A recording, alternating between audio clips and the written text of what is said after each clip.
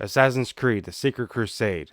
The untold story of Altair ibn al-Had, the master assassin.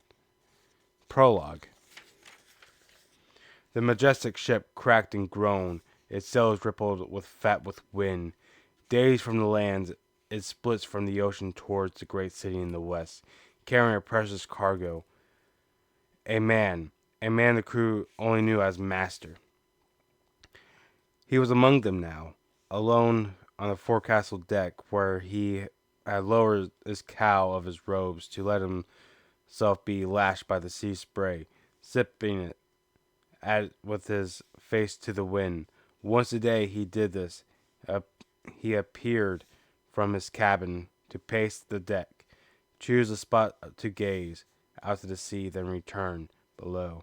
Sometimes he stood on the forecastle, sometimes on the quarter deck. He always stared out to the white crested sea. Every day the crew watched him. They wondered, calling to one another on deck and the rigging, each other with a job to do, while at the time stealing glances at the solitary pensive figure. And they wondered, what kind of man was he? What kind of man was in their midst? Fearfully they studied him.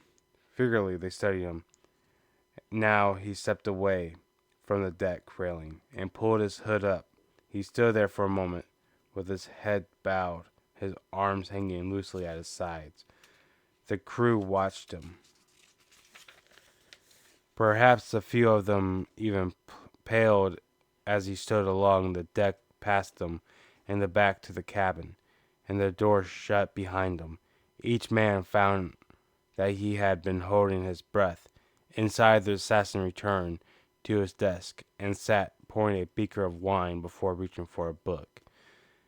Pulling it towards him, opening it, beginning to read. Part 1. If y'all like this little short video of the Assassin's Creed novel, leave a like, comment, and subscribe, and I'll see you guys on the next one. Peace and rock on.